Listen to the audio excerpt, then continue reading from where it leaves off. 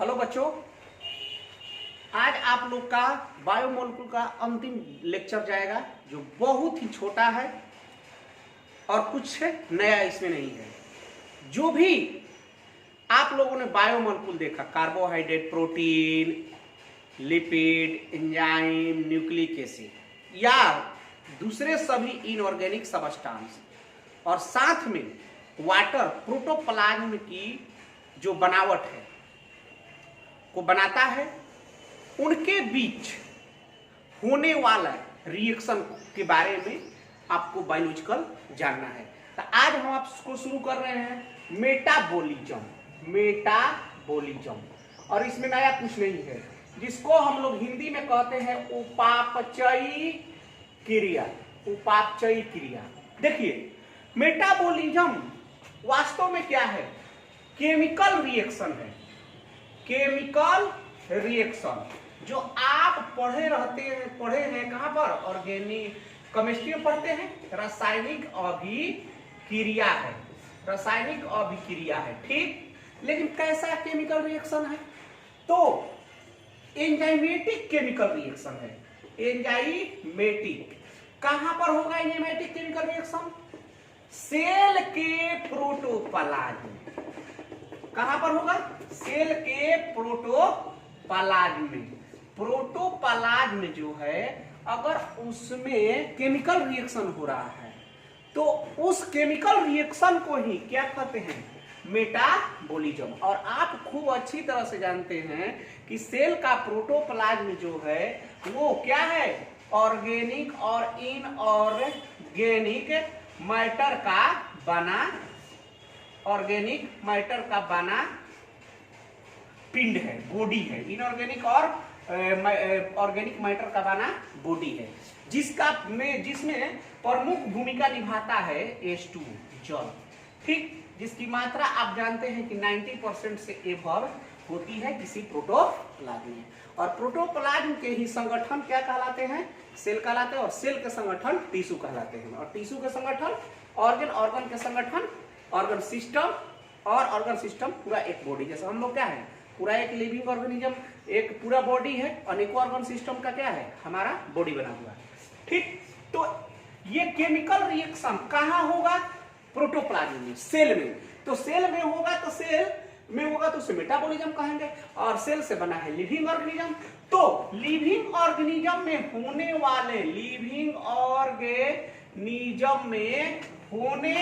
वाले सभी chemical reaction को टोटल कुल केमिकल रिएक्शन को क्या देते हैं हम? क्या? मेटाबॉलिज्म। जैसे हमारे बॉडी में फूड का डाइजेशन हो रहा है तो डाइजेशन क्या है? मेटाबॉलिज्म है, ठीक। जैसे प्लांट के लीफ पार्ट में, पत्ती में क्या हो रहा है?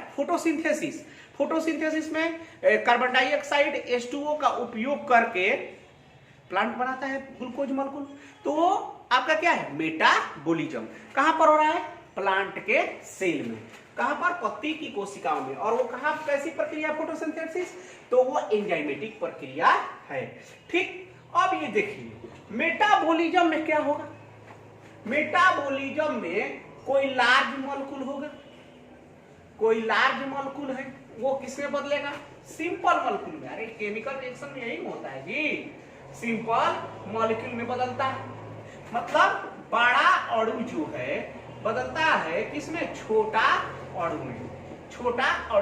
अब जैसे बात कर रहे हैं, जैसे ग्लूकोज है C6H12O6, ये बड़ा लार्ज अणु है। अब केमिकल रिएक्शन हो रहा है कहां पर? रिस्पायरेशन हो रहा है। सेल के अंदर प्रोटोप्लाज्मिक रिस्पायरेशन हो रहा है, श्वसन हो रहा है। तो श्वसन के फलस्वरूप क्या बदलेगा? CO2 में बदलेगा और H2O में बदलेगा। और साथ में एनर्जी के रूप में ATP बनता है, वो तो चीज जानते हैं आप, क्लियर। तो बताइए, यहाँ पर CO2 और H2O क्या है? स्मॉलर मॉलिक्यूल है, छोटा मॉलिक्यूल है। और ग्लूकोज क्या है? लार्जर मॉलिक्यूल है। ये कहां हो रहा है? सेलुलर रिस्पायरेशन में। श्वसन कहां पर? कोशिकीय श्वसन के अंतर्गत। तो मेटाबॉलिज्म में क्या होगा? छोटा अणु बड़ा अणु छोटा अणु बदलेगा। बड़ा अणु छोटा अणु में क्या? सिंपल मॉलिक्यूल भी किसमें बदलता है? लार्जर मॉलिक्यूल में बदलेगा।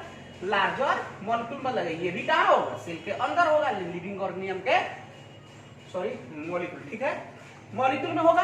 जैसे सिंपल मॉलिक्यूल में देखिए अभी हम ठीक इसका रिवर्स दिखा रहे हैं, CO2 और H2O। बताइए ये छोटा मॉलिक्यूल है कि नहीं है ना। अब ये CO2 और H2O लार्जर मॉलिक्यूल में बदल गया C6H12O6 में, ग्लूकोज में बदल गया। बताइए किसके द्वारा, फोटोसिंथेसिस होता है। और फोटोसिंथेसिस कहाँ होगा, प्लांट के लीफ सेल में होगा, प्लांट के लीफ सेल में होगा। तो लीफ सेल में होगा, लीफ सेल में क्या है, प्रोटोप्लाज्म है। तो यहां पर छोटा अणु बड़ा अणु, बड़ा अणु छोटा अणु, ये प्रक्रिया सेल के प्रोटोप्लाज्म में चलती रहती है। अनेकों smaller molecule, larger molecule, larger molecule, smaller molecule में बदलते रहते हैं। जैसे आप पढ़े हैं कि हम लोग जो हैं, अब पढ़े हैं कि हम लोग जैसे फूड लेते हैं, स्टार्च लेते हैं, तो स्टार्च क्या है, लार्जर मॉलिक्यूल है, पढ़े हैं ना। और उसका डाइजेशन हो रहा है हमारे कहां पर, स्मॉल इंटेस्टिन में, लार्ज इंटेस्टिन, सॉरी हमारी एलिमेंट्री कैनाल में, पूरा एलिमेंट्री कैनाल की बात कर रहे हैं। तो पूरा एलिमेंट्री कैनाल में यदि उसका डाइजेशन हो रहा है तो स्टार्च बदल रहा है छोटा अणु में, किसमें, ग्लूकोज में बदल रहा है। और वो कहां हो रहा है, बॉडी के अंदर हो रहा है। और ग्लूकोज जो है लीवर में ग्लाइकोजिनेसिस प्रक्रिया द्वारा किसमें बदलता है, ग्लाइकोजन में बदलता है। वो ग्लाइकोजन क्या है, लार्जर मॉलिक्यूल है। तो क्या है, दैट इज ए मेटाबॉलिज्म, वो मेटाबॉलिज्म है। यानी मेटाबॉलिज्म में लिविंग ऑर्गेनिज्म के अंदर एंजाइम की उपस्थिति में बड़ा अणु छोटा अणु, छोटा अणु बड़ा अणु में बदलता है। इसी को कहते हैं हम लोग मेटाबॉलिज्म। ये प्रक्रिया सामान्यतः चलती रहती है कहां पर, लिविंग के अंदर। और लिविंग में कहां चलेगा, प्रोटोप्लाज्म के अंदर चलेगा। और सेल से ही पूरा बॉडी का निर्माण हुआ है। आइए देखते हैं। तो बताइए, तो बड़ा अणु छोटा अणु, छोटा अणु बड़ा अणु, तो मेटाबॉलिज्म को दो भाग में बांटे। एक को कहते हैं एनाबॉलिज्म, एक को कहते हैं एनाबॉलिज्म, और एक को कहते हैं केटाबॉलिज्म, बोलिज्म। ठीक, एनाबॉलिज्म इसको हिंदी में कहते हैं उपचयन, और इसको कहते हैं अपचयन, अपचयन की प्रक्रिया। ठीक, अब देखिए एक बात बताते हैं, कितना लोग हैं ना कि मेटाबॉलिज्म और एनाबॉलिज्म और केटाबॉलिज्म को ऑक्सीकरण अवकरण से जोड़ लेता है, नहीं, उससे कोई मतलब नहीं है। एनाबॉलिज्म कहता है कि सिंपल मॉलिक्यूल मतलब छोटा मॉलिक्यूल, मतलब स्मॉल मॉलिक्यूल बदलेगा किसमें, छोटा मॉलिक्यूल बदलता है किसमें, लार्जर मॉलिक्यूल में। कहां पर, सेल के प्रोटोप्लाज्म में। अरे भैया सबसे बढ़िया एग्जांपल, फोटोसिंथेसिस, प्रकाश संश्लेषण हो गया O6। केटाबॉलिज्म कहता है कि इसमें सेल के अंदर ये सारा कहां हो रहा है, सेल के अंदर हो रहा है। लार्जर मॉलिक्यूल बदलता है किसमें, स्मॉलर मॉलिक्यूल में बदलता है। क्लियर, तो जैसे क्या है, C6H12O6, CO2 और H2। बताइए तो, यहां फोटोसिंथेसिस हो रही है, प्रकाश संश्लेषण, और यहां पर क्या हो रही है, रिस्पाइरेशन।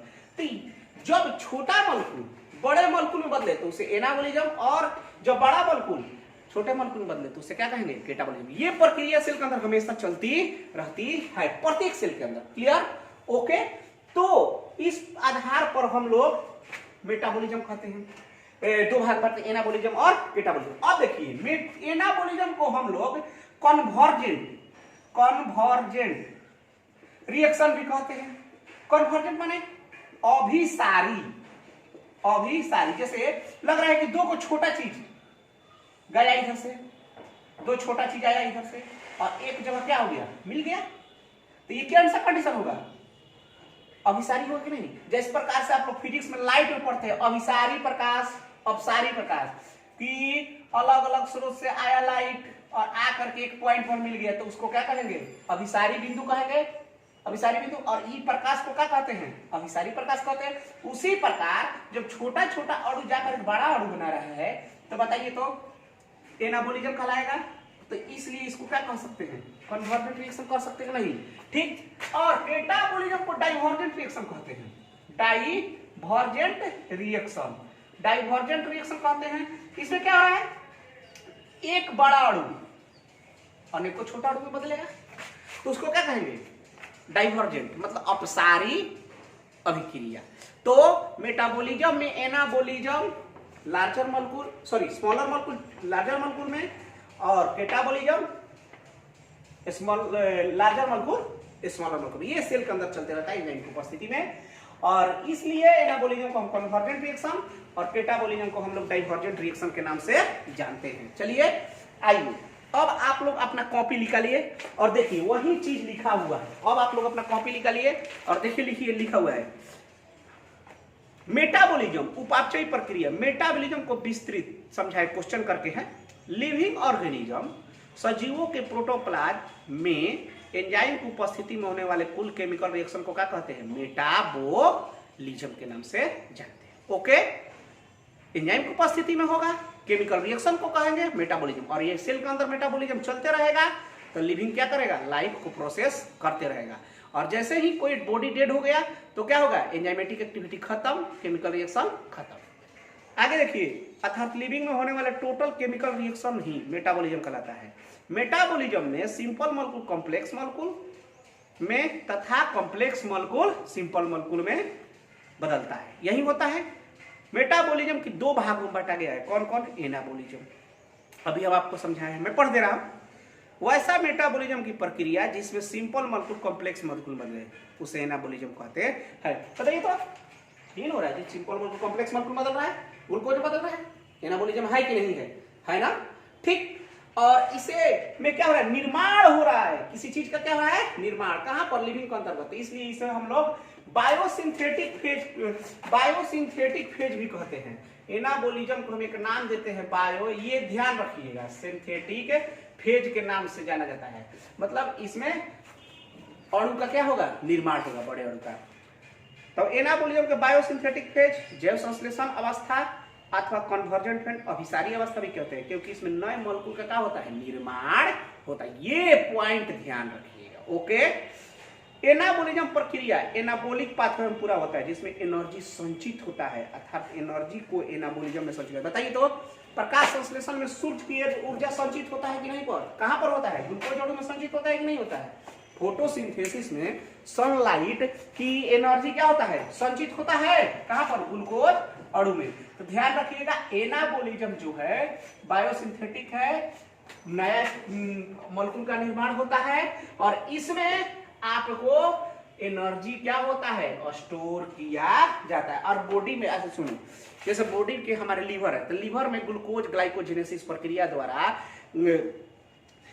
ग्लाइकोजन का निर्माण करा है। तो बताइए तो उस ग्लाइकोजन में एनर्जी है कि नहीं? क्योंकि जब आप भूखे कंडीशन में रहते हैं तो ग्लाइकोजन ही हमारी बॉडी को क्या देता है? एनर्जी प्रोड्यूस करता है, देता है। आप पढ़े हैं, ठीक। तो एनाबॉलिज्म प्रक्रिया में क्या होगा? एनर्जी संचित होती है। तो ध्यान रखिएगा, लिविंग ऑर्गेनिज्म में ग्रोथ एनाबॉलिज्म का पढ़े सबसे बड़ी फैक्टर ग्रोथ, वृद्धि। तो ध्यान रखिएगा जी। अब ये सेल है, इसके प्रोटोप्लाज्म में नए नए नए नए नए नए नए पदार्थ पड़ रहे हैं, बन रहे। ये सेल क्या हो जाएगा? विभाजित हो जाएगा। देखिए अगले पार्ट का लक्षण दिखाना शुरू कर दिया, विभाजित हो जाएगा। बताइए, फिर इसमें प्रोटोप्लाज्म बढ़ रहा है, एनाबॉलिज्म बढ़ रहा है। इससे क्या हो गया? बड़ा हो जाएगा। अब ये सेल बड़ा हो गया और फिर ये एक सेल से काय सेल हो जाएगा? दूगो क्या होगा? तो बताइए तो संख्या बढ़ती जाएगी कि नहीं? उत्तक का निर्माण होते जाएगा नहीं? ग्रोथ होते जाएगा कि नहीं? तो देखिएगा, बच्चों में क्या होता है? एनाबॉलिज्म प्रक्रिया ज्यादा होती है। इसीलिए बच्चों को हर 2 घंटे 3 घंटे पर भूख लगती रहती है और उसको फूड की रिक्वायरमेंट ज्यादा होती है। समझ रहे हैं? तो ग्रोथ जो है किसी भी लिविंग ऑर्गेनिज्म में, उसका मुख्य कारण क्या है? एनाबॉलिज्म। इसका अर्थ है कि प्लांट हो या एनिमल हो, अगर वो बार बार अपने को वृद्धि करता हुआ दिखा रहा है तो उसमें क्या है? मेटाबॉलिज्म में एनाबॉलिज्म उसके सेल में ज्यादा हो रही है। ओके, बात समझ रहे हैं? यानी एनर्जी उसमें संचित हो रहा है।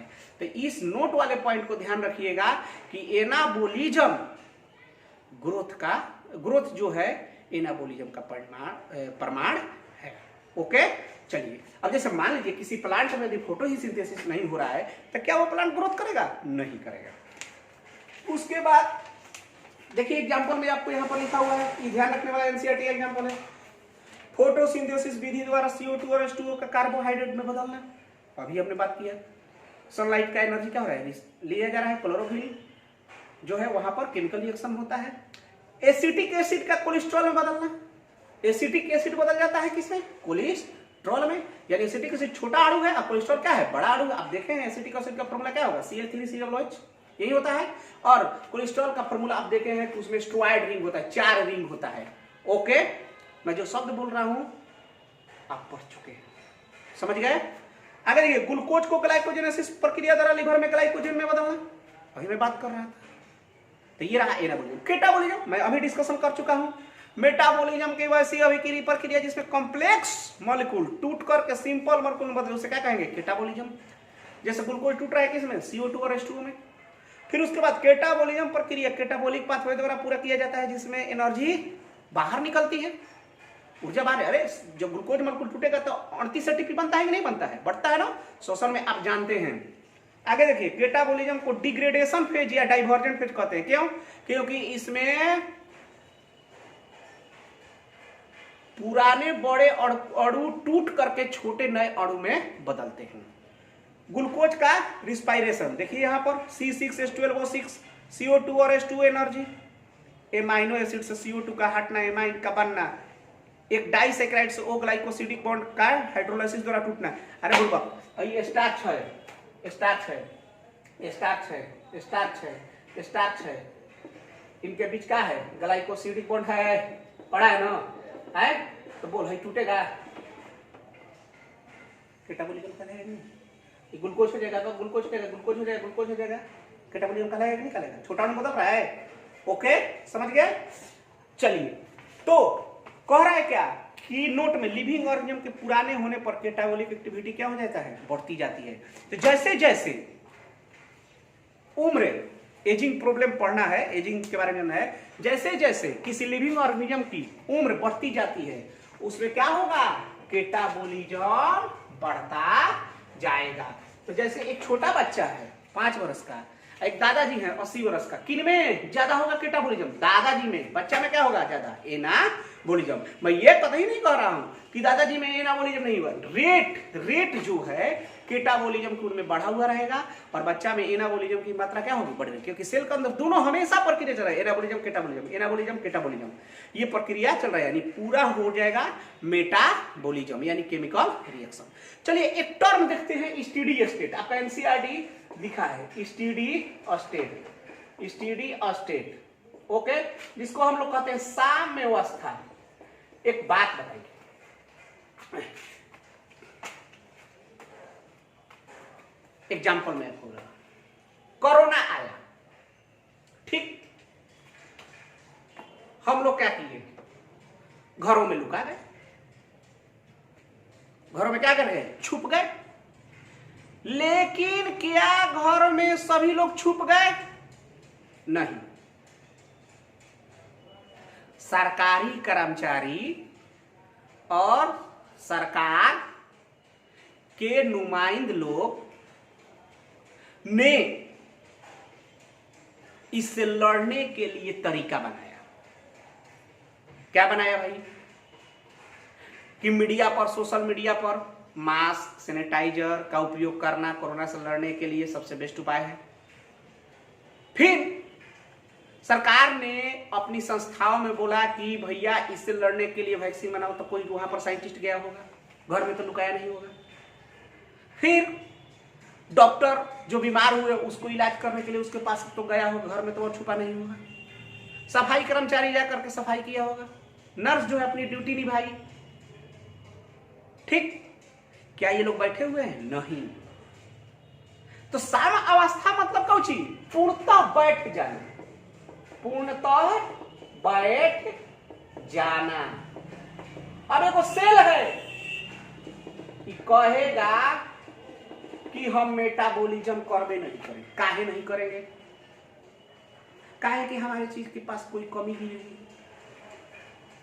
तो बताइए, जब मेटाबॉलिज्म नहीं करेगा तो सेल फंक्शन कर पाएगा, नहीं कर पाएगा। तो कोरोना से लड़ पाते, नहीं लड़ पाते। तो सिस्टम को चला रहे थे, सिस्टम को चला रहे थे कुछ विशेष परिस्थिति द्वारा, और फिर क्या हुआ, फिर दुनिया चलने लगा, कोरोना बीच में स्टॉप कम हुआ। तो बताइए, ये एक रास्ता है, ये गाड़ी का रास्ता है, ऐसे और ऐसे समझिए। और ये गाड़ी के चरमोहान है, सॉरी रोड का गोलंबर है, गोलंबर है।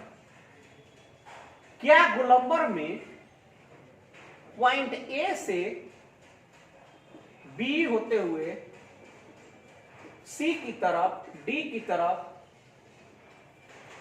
ई की तरफ गाड़ी जो है, कोई गाड़ी आ रही है किसी गोलंबर से, और ये गोलंबर से गाड़ी पार कर रही है, इधर भी चल जाएगी, इस रस का रास्ता है। इधर से भी कोई आएगा डी से गाड़ी, ई के तरफ चल जाएगा। सी से कोई गाड़ी आएगा, डी के तरफ चल जाएगा। तो बताइए तो ये रास्ता कैसा है? साम्य अवस्था में है कि असाम्य अवस्था में है? असाम्य अवस्था में है, असाम्य अवस्था में है। मतलब नॉन इक्विलिब्रियम कंडीशन में, रुका हुआ नहीं है, रुका हुआ नहीं है। तो यानी कि यह रोड जो है स्टेडी स्टेट में नहीं है। यही कंडीशन होता है लिविंग ऑर्गेनिज्म के सेल में। कैसे कि ई जो सेल है हमेशा ए बना रहा है किसमें? बी में, तो बी बदल रहा है किसमें? सी में, सी बदल रहा है किसमें? डी में, डी बदल रहा है किसमें? ई में, बदल रहा है हमेशा। किसके द्वारा? मेटाबॉलिज्म के द्वारा। तो बताइए जी, अगर ए से केवल बी बन रहा है और फिर बी से क्या बन रहा है? ए, तो यह कंडीशन क्या हो जाएगा? इक्विलिब्रियम हो जाएगा। ही आगे रिएक्शन हो पाएगा? नहीं हो पाएगा। जब आगे रिएक्शन नहीं हो पाएगा, कोई नया प्रोडक्ट ही नहीं बनेगा, तो सेल अपना प्रोटोप्लाज्मिक एक्टिविटी दिखा पाएगा? नहीं दिखा पाएगा। तो जब नहीं दिखा पाएगा तो मेटाबॉलिज्म क्या हो जाएगा? समाप्त। तो जीवन रहने के लिए क्या जरूरी है? Non equilibrium. और जिस दिन यह केमिकल रिएक्शन कन्वर्ट होगा किसमें? इक्विलिब्रियम में, उस दिन आप प्रोटोप्लाज्मिक एक्टिविटी क्या? समाप्त। और उस ऑर्गेनिज्म की क्या हो जाएगी? डेथ। समझ रहे हैं बात? यानी मेटाबॉलिज्म हमेशा नॉन इक्विलिब्रियम अवस्था में बना रहता है। कैसे? ए से बी, बी से सी, सी से डी, डी से ई, ई से बी, बी से सी। यानी हमेशा एक नया प्रोडक्ट बनते रहता है, बदलते रहता है, बनते रहता है, बदलते रहता है। ये चेंजिंग चलती रहती है। जिस प्रकार एक ट्रैफिक वाला इधर भी गाड़ी को भेजेगा, इधर भी गाड़ी को भेजेगा, इधर भी गाड़ी को भेजेगा, नॉन इक्विलिब्रियम कंडीशन रहेगा। तो स्टेडी स्टेट आएगा, साम्य अवस्था, तो लिविंग ऑर्गेनिज्म का लाइफ क्या हो जाएगा? समाप्त हो जाएगा। चलिए इस पे ज्यादा हम फोकस नहीं करेंगे, बस इतना ध्यान रखिए कि सेल के अंदर मेटाबॉलिज्म हमेशा किसमें होना चाहिए? नॉन इक्विलिब्रियम कंडीशन में। इक्विलिब्रियम में नहीं। इक्विलिब्रियम होगा तो लिविंग का क्या होगा? प्रोटोप्लाज्मिक एक्टिविटी समाप्त, और उस ऑर्गेनिज्म की क्या हो जाएगी? डेथ हो जाएगी। लिविंग में मेटाबॉलिज्म की प्रक्रिया नॉन इक्विलिब्रियम में होती है, जिससे प्रोटोप्लाज्मिक एक्टिविटी क्या होगी? बनी रहती है। अरे भैया लगातार नए नए नए नए नए पदार्थ बनेंगे, बिगड़ेंगे, चलता रहेगा। प्रोटोप्लाज्मिक एक्टिविटी का बना होना ही क्या कहलाता है? लाइफ। इस लाइफ का बना होना ही लिविंग का क्या कहलाएगा? Steady state. तो क्या होगा? लाइफ बनी रहेगी, लाइफ बनी रहेगी, स्टेडी स्टेट कहलाएगा। उसके बाद कह रहा है मेटाबॉलिज्म एक डायनेमिक प्रोसेस है। अरे भैया डायनेमिक लगातार बदल रहा है कि नहीं? डायनेमिक होने का क्या? बदलना। डायनेमिक होने क्या? बदलना। जिस तरह से कोई व्यस्त ट्रैफिक होता है, जिस प्रकार से कोई रास्ता क्या होता है? एनसीईआरटी दिखाया है, ऐसे रास्ता क्या है? दिखा रहा है। इधर से ये गया, इधर से ये आया, इधर से ये आया, इधर से ये आया। मान लीजिए इधर एक ही रास्ता है, केवल इधर से गाड़ी जाए, यहाँ पर ट्रैफिक क्या हो सकता है? कोई हो सकता नहीं। तो बेटा बस इतना ध्यान रखना कि लिविंग जो है वो नॉन इक्विलिब्रियम कंडीशन है। जिस दिन इक्विलिब्रियम कंडीशन आ जाएगा उस दिन लाइफ क्या हो जाएगा? समाप्त। और लाइफ का बना रहना ही स्टेडी स्टेट कहलाता है, जो किस कंडीशन में है? Non equilibrium. ये रहा आपका बहुत डिटेल बायो मॉलिक्यूल। अब दुनिया के कोई भी आप पढ़ सकते हैं बायोलॉजी की किताब, आपको कोई दिक्कत नहीं होगी। चलिए तो अगले लेक्चर में आपका फिनिश हो गया पूरा बाउंड्री बन गया, आपका फिनिश हो गया है बायोमोलिकुलर। अब बचा है सेल एंड सेल साइकिल। तो वो आपको 5 लेक्चर की क्लास है, 5 नहीं लगेगा, 4 के आसपास। तो उस थोड़ा बड़ा होगा लेक्चर, उसको देखिएगा धैर्य से, और फिर हम आगे चालू करेंगे जो आपका एग्जाम में क्वेश्चन बनकर आएगा 12 की जो सिलेबस है उसके बारे में। क्यों? क्योंकि लॉकडाउन के चलते हम लोग बहुत परेशान हैं। बस हमको काम वही करना है कि बेटा तेरा एग्जाम में क्वेश्चन बन जाए। Okay, bye.